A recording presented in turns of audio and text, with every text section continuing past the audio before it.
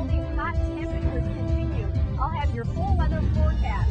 UI7 News starts right now. And at the same time are supporting the Special Olympics, where 100% of the proceeds will go towards that organization. A group at the U of I is trying to get you to recycle more. UI7's Megan Lozelle tells you why.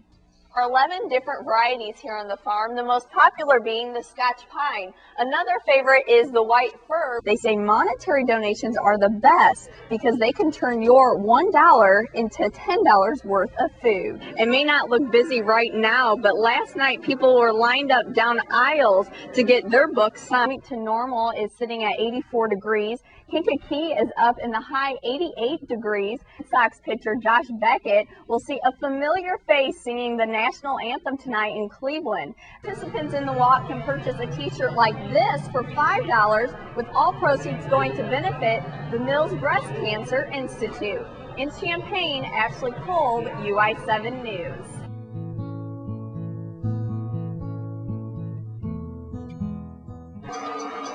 Donuts are the specialty at Curtis Orchard, Apple Crisp donuts that is, and during the fall season this process begins at 5 a.m. But not for everyone, just Joyce Curtis, the woman behind the bakery, and her day usually doesn't end until...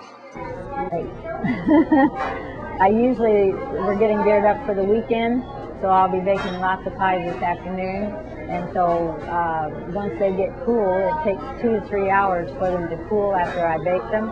And so I'll usually be out here till midnight or after. Curtis starts her day in the bakery making donuts and pies.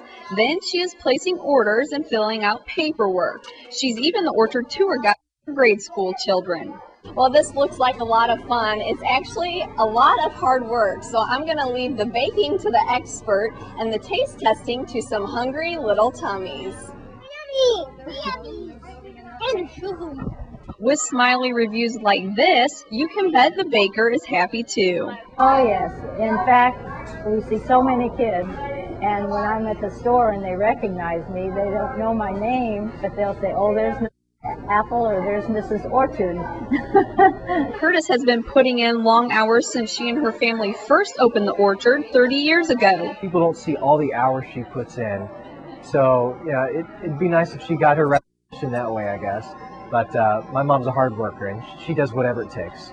So with family, friends, and work right in her backyard, there really is no place like home for Joyce Curtis. In Champaign, Ashlie Kolb, UI7 News.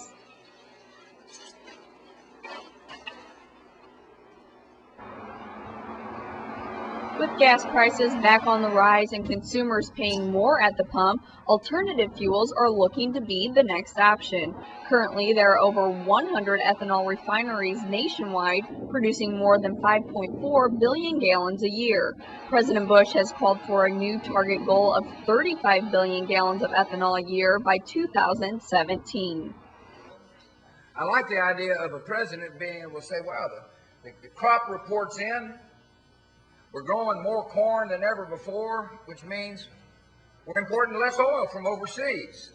As the demand for corn soars, so will the prices, which will result in higher feed costs for livestock producers. I certainly think it's going to be an issue, and I think that it will probably end up resulting in food prices, particularly meat, dairy, eggs, things like that, any of the high protein sources that are animal products. Right now, the Andersons ethanol plant in Champaign is in the process of obtaining permits for the site, but the company has not reached a decision if the plant will be profitable or not, due to the costs associated with producing ethanol. Illinois ranks second in U.S. corn production, producing more than 1.5 billion bushels of corn annually.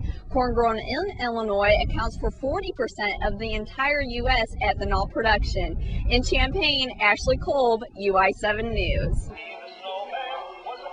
Snowmen and toy trains were enough to put anyone in the Christmas spirit yesterday at Ridge Road Tree Farm.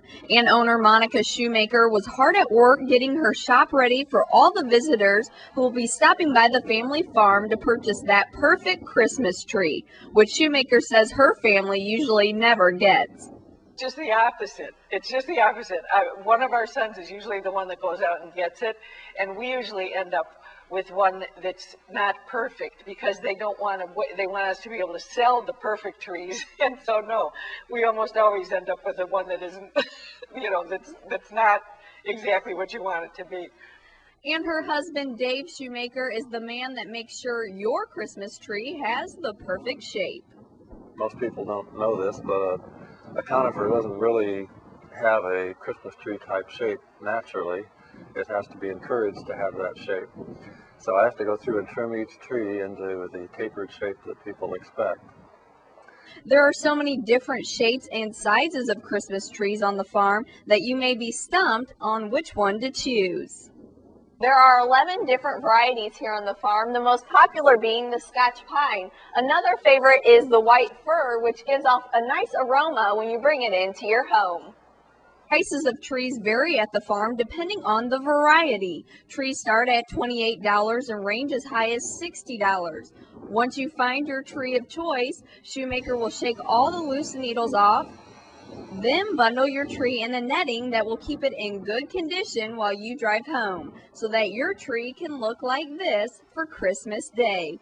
In Urbana, Ashlie Kolb, UI7 News.